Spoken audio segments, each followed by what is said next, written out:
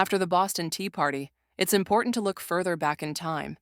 The European fascination with discovering new lands was at its height in the 15th century. Naturally, the British Empire was keen to join the race. In 1603, King James I made peace with Spain to focus on exploration and establishing colonies.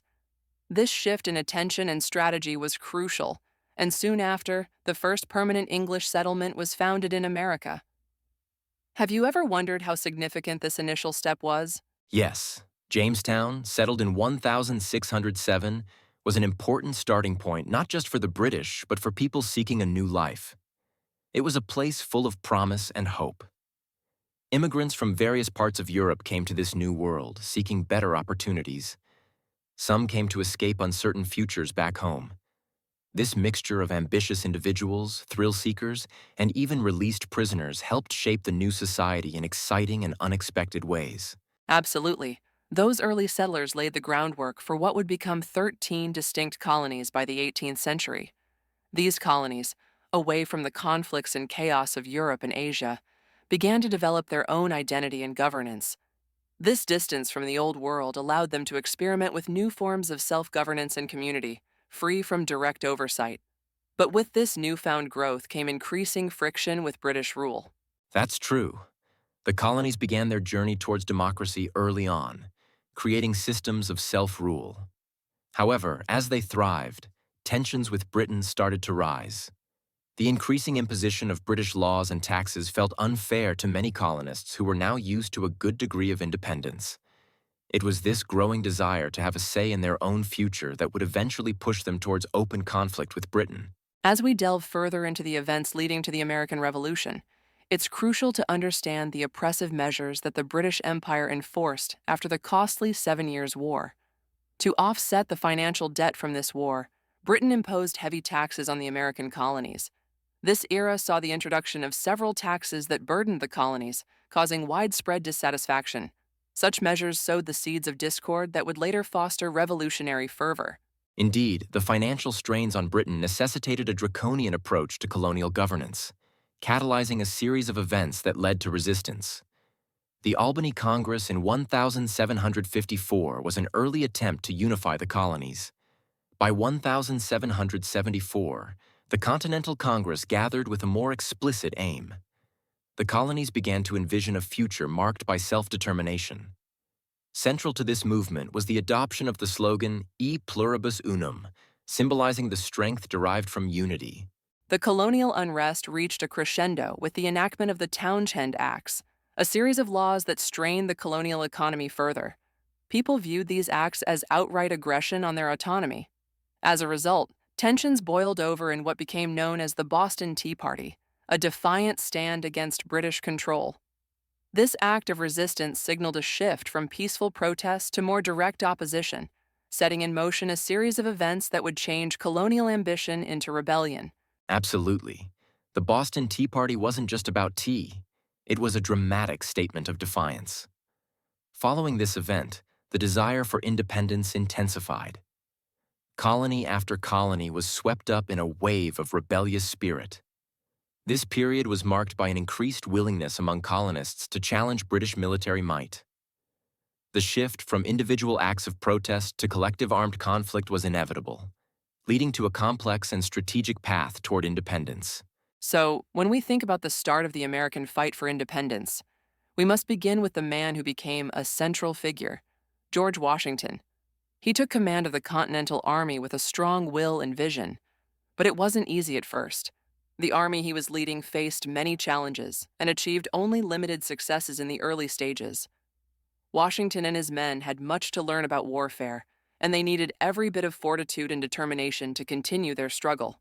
Indeed, George Washington's leadership was vital, but another milestone was the Declaration of Independence in 1776. This bold move sent a clear message to Britain that the colonies were ready to govern themselves and break free from British control. Despite this strong statement of intent, the British were still keen on making peace offers. However, the colonials were determined not to settle for anything less than complete independence, which set the stage for the ongoing struggle that lay ahead. In the initial battles, like the one on Long Island, the Continental Army faced tough times. They were outmatched and had to retreat to avoid destruction. This retreat wasn't a simple defeat, though. It was a strategic move to position themselves more advantageously for future battles. Washington was learning from each encounter, and his ability to adapt demonstrated his growing military skills, even in the face of setbacks. True, those early moments of conflict really clarified the differences in capability. The British had a clear upper hand due to their extensive resources and experience. Yet, rather than feel defeated, the struggles and retreats actually helped to solidify the resolve of the colonists. They understood that gaining independence wouldn't be easy, but these setbacks fueled their desire for freedom even more. This determination ensured that the fight for independence continued with even more vigor. As we move on, let's focus on a remarkable turning point in the struggle. General Washington's surprise attack on Trenton during the icy Christmas of 1776 played a huge role. The British, led by Cornwallis, were caught off guard while they were celebrating. It was a risky move, crossing the freezing Delaware River, but Washington knew a victory was needed to revive the spirits of his soldiers and to signal to everyone that they were still in this fight. Absolutely. That audacious attack in Trenton was crucial. It showed that the Continental Army, despite earlier setbacks, could achieve great victories. However, the challenges were far from over. After these victories, Washington's army faced a harsh winter in Valley Forge. But out of that adversity came growth.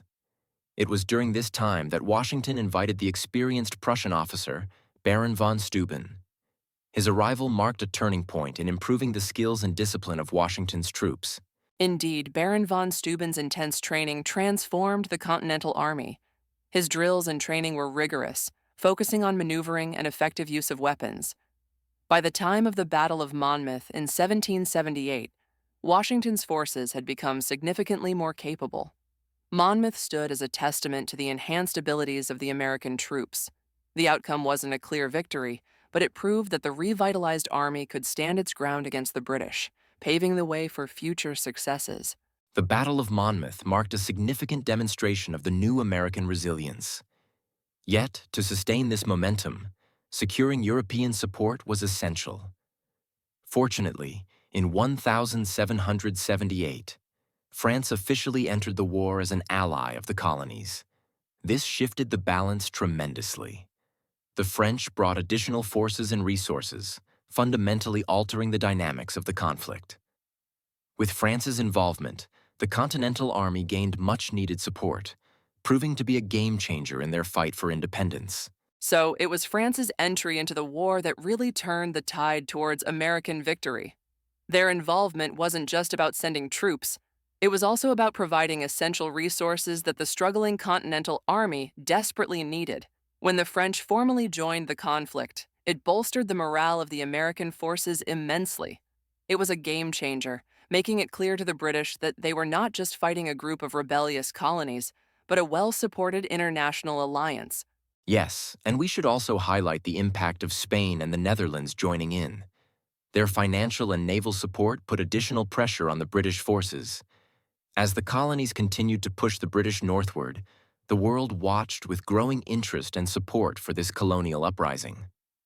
The synergy between European powers and the colonies marked the beginning of a shift.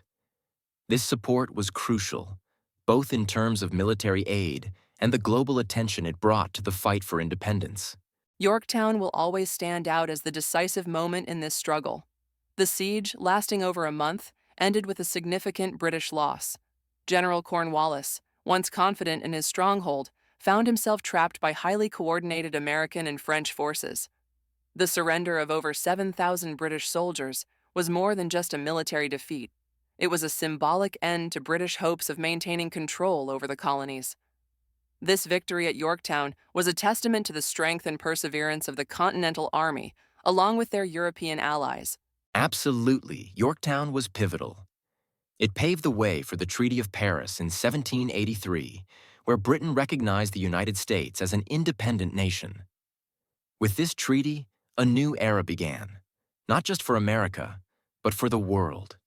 The loss of the American colonies signaled a shift in global power balances and inspired other independence movements. Britain's defeat in America forced it to rethink strategies and priorities, focusing elsewhere for growth and influence, signaling a new chapter for the British Empire. The consequences following the American Revolution reached far beyond its borders. France, heavily involved in supporting the colonies, faced a financial crisis leading to the French Revolution. This economic burden played a significant role in the upheaval of 1789, changing the political landscape of France and indeed the world. This connection marks how interlinked global events can be, showing that the American struggle had wide-reaching effects, reshaping nations far across the oceans. Indeed, Spain too felt the strain of supporting the American cause. The financial cost was immense and eventually contributed to its weakened grip over its own colonies in Latin America. Inspired by the American spirit of independence, these colonies began their own fights for autonomy. The echoes of the American Revolution thus reverberated worldwide, sparking changes not only in governance but also by encouraging different societies to aspire for freedom from colonial powers. Turning to the United States, the Founding Fathers laid the crucial groundwork for a new kind of government. Figures like John Adams, Benjamin Franklin, and Thomas Jefferson were pivotal in establishing the American Constitution, which has become a foundational model for many democracies across the globe.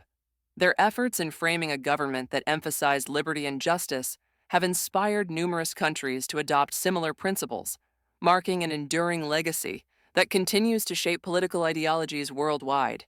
Yes, and when we reflect on these broad historical cause and effect relationships, the American Revolution serves as a key example of how a fight for self-governance can inspire sweeping changes.